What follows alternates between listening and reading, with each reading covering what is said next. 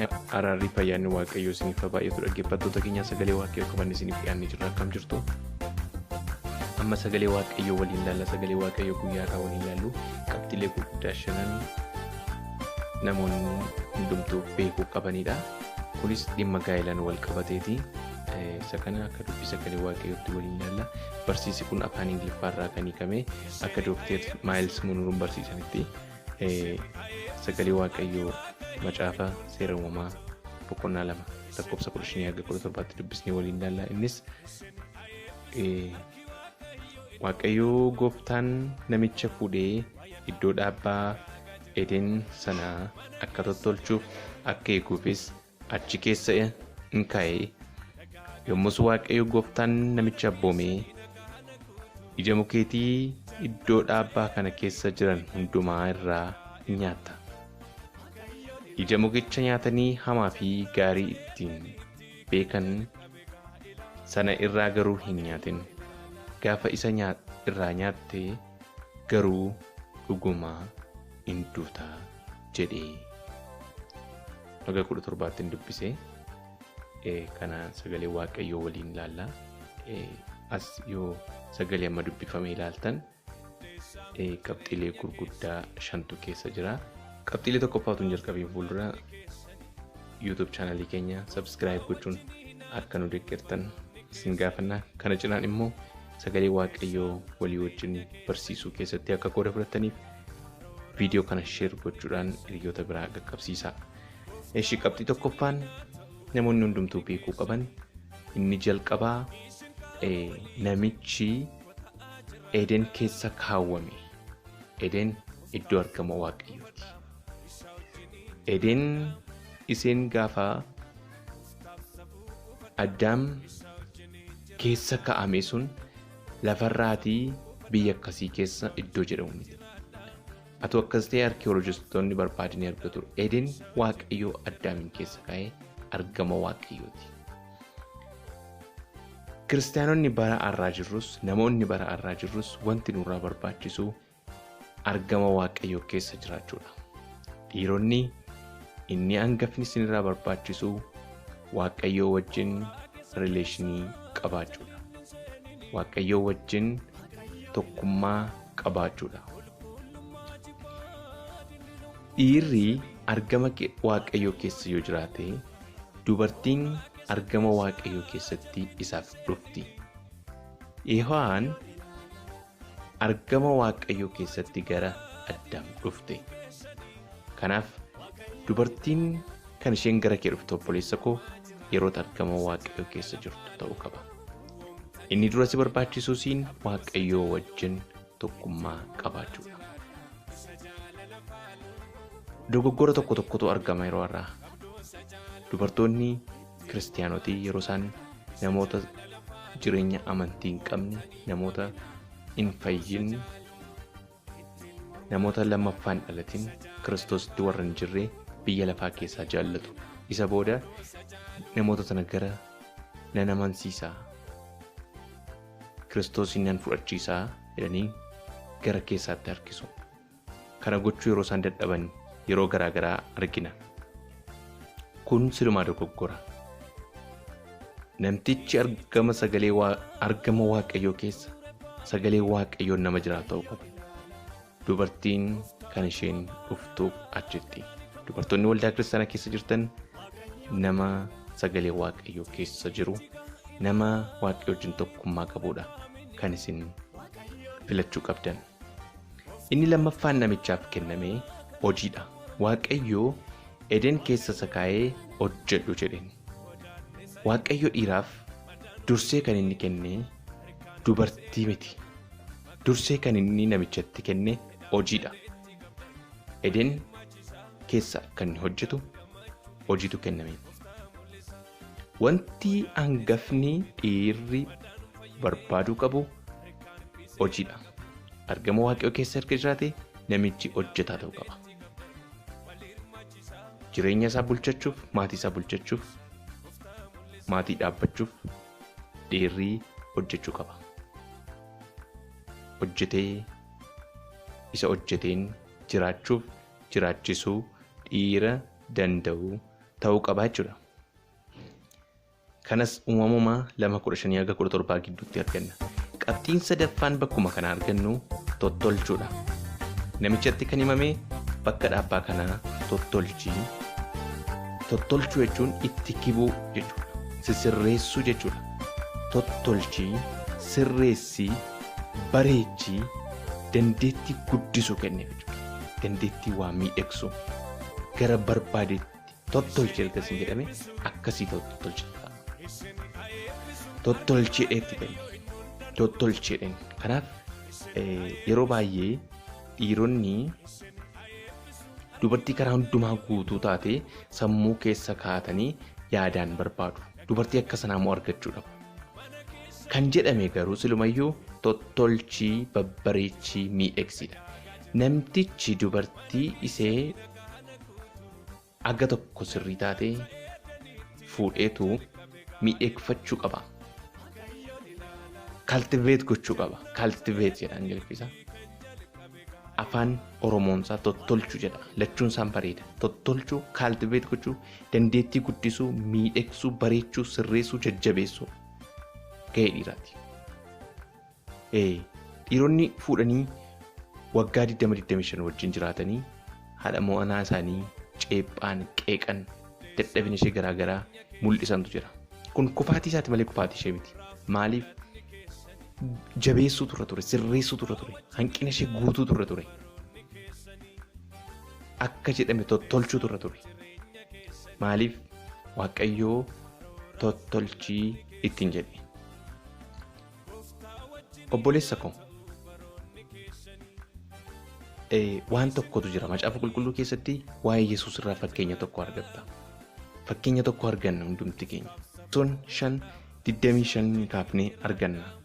Waldaa akkatti Kiristoos bareeche. Waldaan haadha manaa isaa erga hin bareechate. Efesoon 5:25 kaasee Kiristoos akkuma waldaa kiristaanaa jaallatee waldaadhaafis dabarsee of kenne akkasuma abbaan manaas haadha manaa isaa haa jaallatu. Waldaan kiristaanaa Waaqayyoo biratti fudhatamtuu akka taatutti Kiristoos karaa dubbii isaatii bishaaniin dhiquudhaan isheen qulleesse. Waldaa xurii fi dirmamuun wanti kana fakkaatus utuu irratti hin argamin fudhatamtuu mudaa hin qabne godhee ulfinaan of dura ishee dhaabuuf jira. Fakkeenya kanarraati Kiristoos akka haadha manaatti waldaa jaallachuusaa fakkeenya haadha manaaf abbaa manaa akka ta'etti kaasa. Mul'ata keessatti sin argina. Isheen misirrittii taateetu of qopheessiti. Misirrittii kan mudaa malee godhate kan Kiristoosidha. Yesus akkuma waldaa isaa mudaa malee godhate abbaan manaa haadha manaa isaa tottolchee mudaa malee godhachuu kan mudaa hin qabne ishee taasisuu danda'u qaba jechuudha. Gara ofii barbaadutti ishee sirreeffachuu qaba.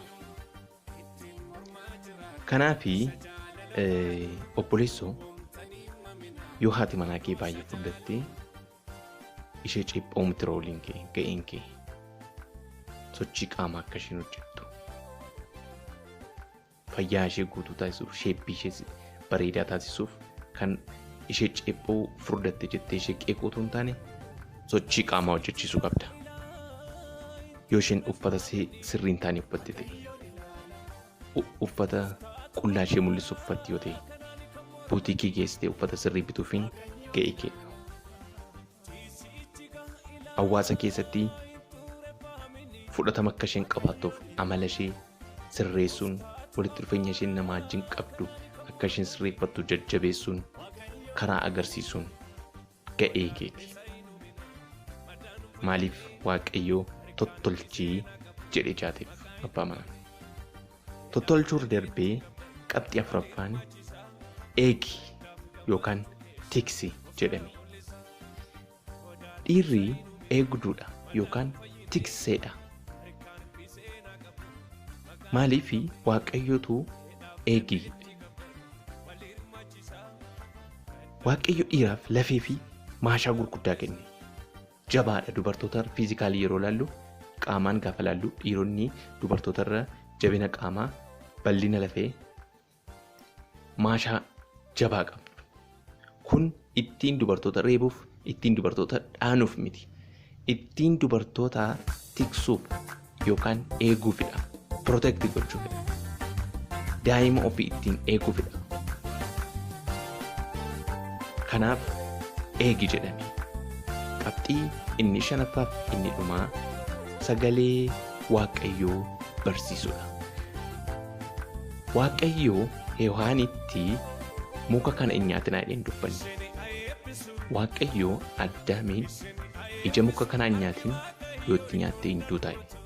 Kanaaf barsiifni Waaqayyoo eenyutti kenname? Addaamitti kenname. Addaam dubbii kanaa Hewaan barsiisuu qaba. Akka isheen raawwattuufis qajeelfama kennuu qaba. Abbaan manaa har'a jirrus warri abbaa manaa ta'uuf deemtanis warri abbaa manaa taatanii jirtanis waan isin beekuu qabdan dubbii sagalee Waaqayyoo beektanii, hubattanii, nyaattanii haadha manaa keessan, daa'ima keessan barsiisuu danda'uu qabdu jechuudha. Yaada qabaachuu qabdu. Mana keessaniif karoora, yaada, mul'ata qabaachuu qabdu. Akka dubbii sagalee Waaqayyootti immoo deemuu qaba. Kun immoo qajeelfama sagalee Waaqayyoodhaa ba'e ta'uu qaba. Al tokko dubartoonni dhiirota yeroo isaan gaafatan kana maal goonu jedhanii abbaa manaa isaanii gaafatu yookaan hiriyaa isaanii gaafatu. Dhiironni ati maal yaadde jedhanii gaafatti deebisan dubartoonni frustrate ta'u. Yaadi isaanii yeroo kana humna dhaba, abdii dhaba. Garatti goranna wallaalu. Dhiironni yeroo dubartoonni maal goonu jedhanii gaafatan yaada kennuu qabu, qajeelfama kennuu qabu, kallattii agarsiisuu qabu jechuudha. Akka kanatti of qopheessuu qabu warri dhiirotaa. Obboleessa koo beekumsa gahaa dubbii sagalee Waaqayyoo irraa dhufe qabaachuu qabda. Kana immoo haadha manaa kee barsiisuu danda'uu qabda. Barsiisaa ta'uu qabda haadha manaa keef. Daa'ima keef barsiisaa ta'uu qabdaati. Mana keetti barsiisaa ta'uu qabda. Namni hundumtuu, abbaan manaa hundumtuu mana isaatti ga'ee barsiisaa qabaachuu qaba. Dubbii sagalee Waaqayyoo hiruu danda'uu fi qaba maatiisaaf. Maatiisaa wajjin yeroo qayyabannaa macaafa qulqulluu qabaachuu qaba. Qabxiin kun 5 akka amma waliin ilaallee murteessoodha. Fiiguu miti dhiironni. Of qopheessuu qabu. Isa kana 5 irratti of qopheessuu qabu. Dubartoonni immoo isa kana 5 ilaallachuu qabu. Maal jedhaa yoo itti fufnee dubbisnee lakkoofsa 18 irraati immoo ergasii Waaqayyo Gooftaan namichi kophaa isaa ta'uun gaarii miti. Kan akka isaatii kan isa gargaartu ani isaaf nan tolcha jedhee. Hedha lakkoofsi 18. Erga maal ta'e? Erga namichi Eden keessa kaa'amee booda. Erga maal ta'e? Qabxii 2ffaa erga namichi hojiin itti kennamee booda. Erga maal ta'e? 3ffaan tottolchuu erga itti kennamee booda. Inni 4ffaan eeguuf tiksuu danda'uun erga itti kennamee booda. Inni 5ffaan barsiisi sagalee Waaqayyoo erga itti kenname. Muka kanarraa nyaatiin erga itti hin jedhamee booda. Kun erga godhamee booda namichi kun qofaa ta'uun gaarii miti jedhame. Namichi inni barsiisuu hin dandeenye, inni eeguu hin dandeenye, inni tottolchuuf qophii hin taane, inni hojii hin qabne, nyaachisuu kan hin dandeenye, maatii isaaf waan barbaachisu provide gochuu hin dandeenye, argama Waaqayyoo keessa kan hin jirre garuu qofaa isaa ta'uun gaariidha. Maaliif galagaltoota jalqabaataa jechuudha. Kanaaf yaa obboleettii koo abbaa manaa barbaadaa jirtaa? Nama gaa'elaaf sii ta'uu barbaaduutti jirtaa? Qabxiilee kanaan ilaali. Argama Waaqayyoo keessa jira. Waaqayyoo wajjin quunnamtii qaba. Inni itti ilaalaa jirtu. Namichatti filachuu barbaadde hojii qaba. Namichatti filachuu barbaadde kun nama si tottolchuu danda'u. Namichatti filachuu barbaadde kun eeguu danda'a. Protectii gochuu danda'a. Namichatti filachuuf yaada kee qabdu kun si barsiisuu danda'a. Dubbii sagalee Waaqayyoo of keessaa qaba. Kana ilaali. Qabxiileen kun 5 isin akka fayyadan nan amana. Obboleessa koo atis qabxiilee kana shanan akka guutuuf ilaali. Hundumti keessan Waaqayyo sinaa eebbisu.